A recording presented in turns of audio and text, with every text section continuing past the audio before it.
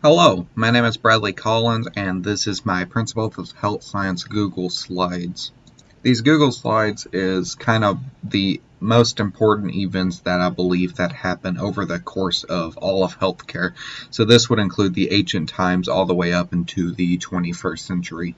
I did attempt to make mine a little bit more like an educational one instead of like just listing everything that I believed was important. So I will go ahead and start. Just a heads up, right here is the title that I named the slide. Right here is the time that it was in, and right here is the page number that I found it on. Most of my information that I did get was found on the textbook, although I did occasionally Google something on the For You Google page. So number one I chose was religion. Back in the ancient times, religion played a big role in healthcare. Non-certified doctors and healthcare workers believed that demons and spirits were the cause of such issues, and thus rituals and rites were carried out to attempt to eliminate them. During the period, the cutting and dissection of the body was not permitted, so healthcare workers couldn't understand how to better help them. Number two, I chose the Egyptian health records. The ancient Egyptians were the first group of people to record and keep medical history. Most prescribed on stone, these records helped new study physicians to determine that illnesses were not caused by spirits, but by natural causes. Most of these were inscribed by trusted healthcare studies or mostly religious people, such as priests. Moving on to the Dark Ages, slipping back. During the Dark Ages, because the Roman Empire fell, information and studies about healthcare quit entirely. No information was available anymore, and no studies came in nor out. Mostly this included the Roman Empire and the Greeks. Individuals who lived there reverted back to their unclean and unsanitized way of living. And, as expected, due to the lack of personal hygiene and health, epidemics and diseases spread like wildfires. Priests did their best to pray the spirits out of them, but mostly never worked. Renewed studies and information. By the 9th century, the studies for healthcare would continue.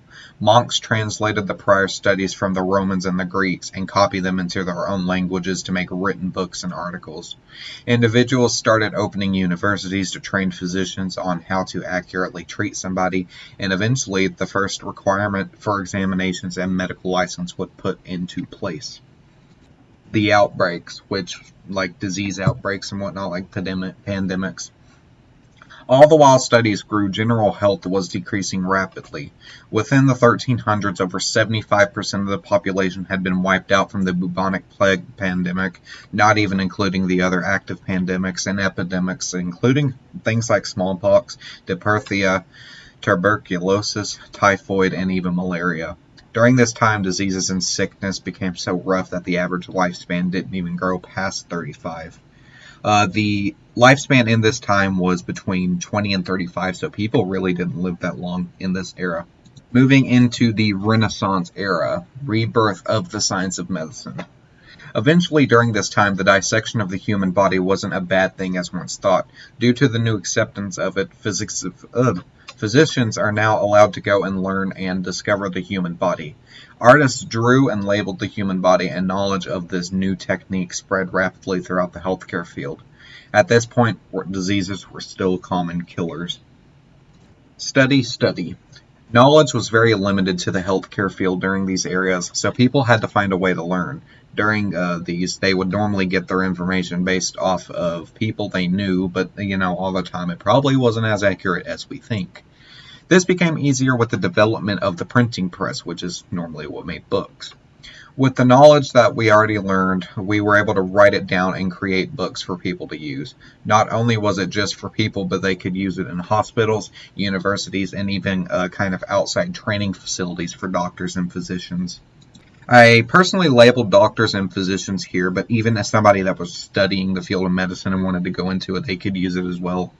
Moving on to the 16th, 17th, and 18th centuries, new discoveries. During this period, over 3 centuries, it is to be assumed that a lot was learned. People like William Harvey discovered the circulation of blood. Gabriel Fallopius did studies on the ear and the female reproductive system. And Bartholomew Eustachiou, I'm not 100% on that name, identified the tube between the ear and the throat.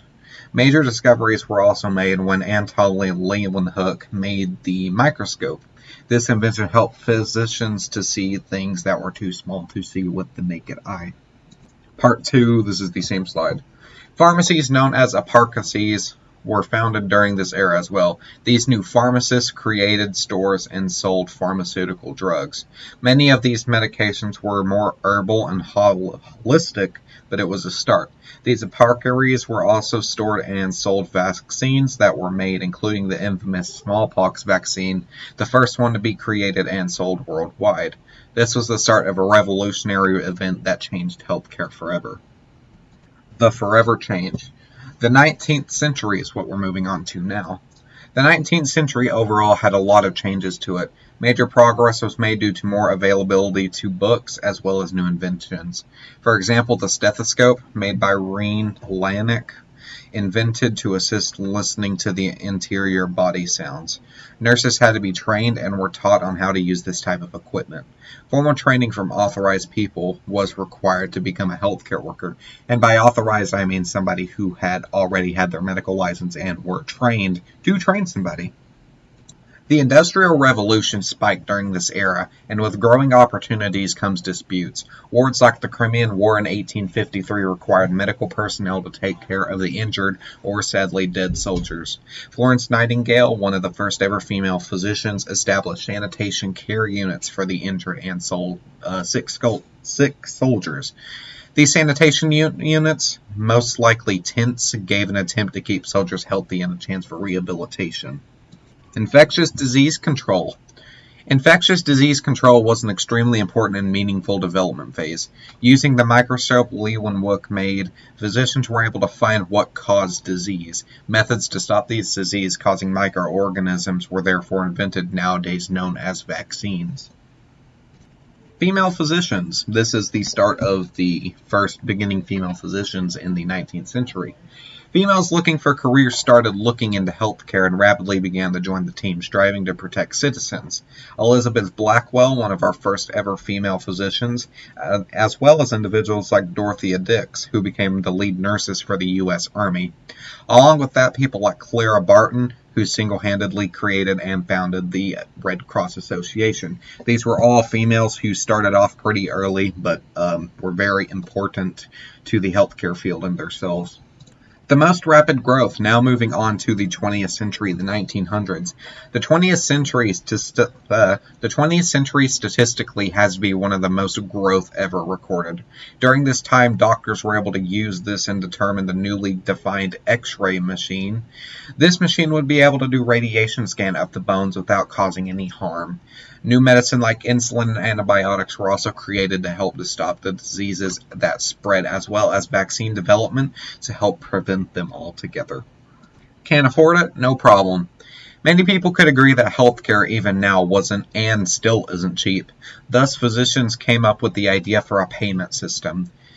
These healthcare plans were able to assist you in paying for your healthcare or paying it for you while still getting the quality needed care. These plans, such as hospital plans or insurances like Humana and WellCare in today, still exist in today's environment. Other 20th century contributions. There's a lot I can't list. There are too many contributions and learning opportunities to list in the 20th century slides. Things like the first open heart surgery that occurred in the 50s gave doctors more of a glimpse of the way the body works. Computer tech, machine tech, universities, and many learning skills all adapted to assisting medical workers. What's happening now, the 21st century? If you don't know, you should, but if you don't know, that is the 2000s. 2020, 10, 2020, all the way up into now. In today's healthcare, looking back at all the things that has happened, the opportunities are unlimited. Making new cures, finding new diseases and ending them, learning how to help more and more people is all in these aspects. With now foundings like the NIH that can provide us with studies and information needed to make these opportunities come true.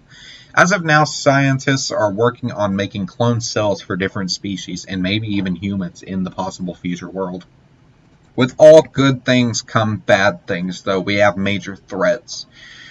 New issues like bioterrorism, which takes these diseased microorganisms and infects other people, can always spiral up and out of control.